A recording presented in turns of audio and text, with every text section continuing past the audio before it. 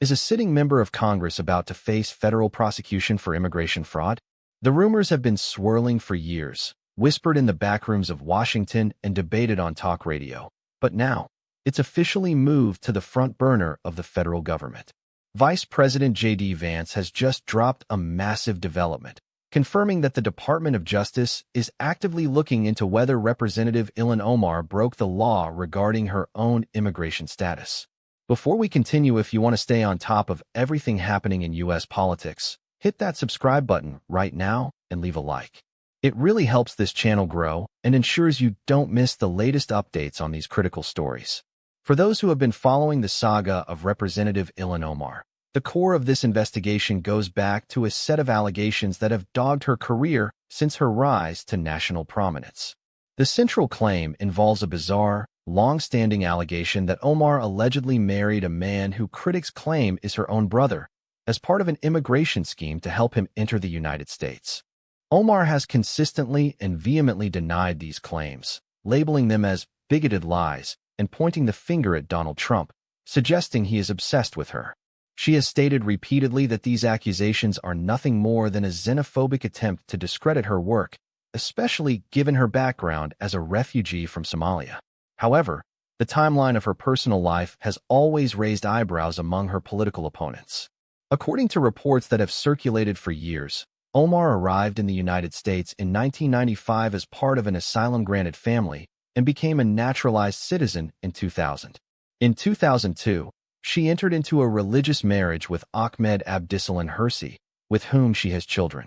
Then, in 2009, she entered into a legal marriage with a British citizen named Ahmed Elmi. It is this marriage that became the subject of intense scrutiny, with critics alleging that Elmi is actually her brother.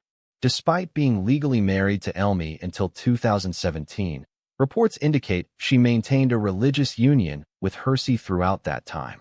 Eventually, she moved on to marry political consultant Tim Minott in 2020. Now, the situation has shifted from political theater to a potential federal investigation.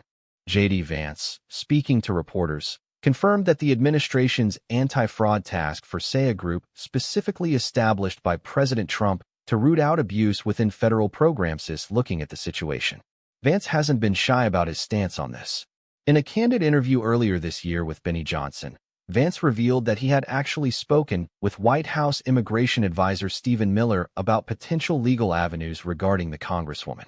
Vance's words were stark. "We think Ilhan Omar definitely committed immigration fraud against the United States of America. This is a massive pivot for the federal government." When asked directly if this task force would focus on a political figure like Omar, who is a fierce critic of the president, Vance doubled down on the principle of equal justice. He stated that if there is evidence of a crime, it is the duty of the Department of Justice to prosecute it. This isn't just about a heated argument on X. It's about the integrity of our immigration system and the legal standards that apply to every single citizen, regardless of their status in Congress. What does this mean for the future?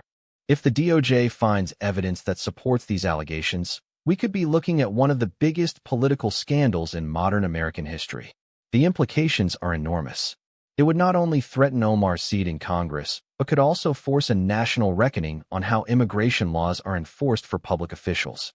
Conversely, if the investigation finds no wrongdoing, it will likely be used by Omar and her supporters as definitive proof that these years of accusations were purely motivated by hate and political malice. The stakes could not be higher, and the tension in Washington is palpable. We are watching a high-stakes legal game that will likely define the political discourse for months to come. So what do you think about this? Do you believe there is real evidence of fraud here, or is this just another attempt to weaponize the legal system against a political opponent? Drop your opinion in the comments below. I read every single one, and I want to hear your take on whether this investigation is justified.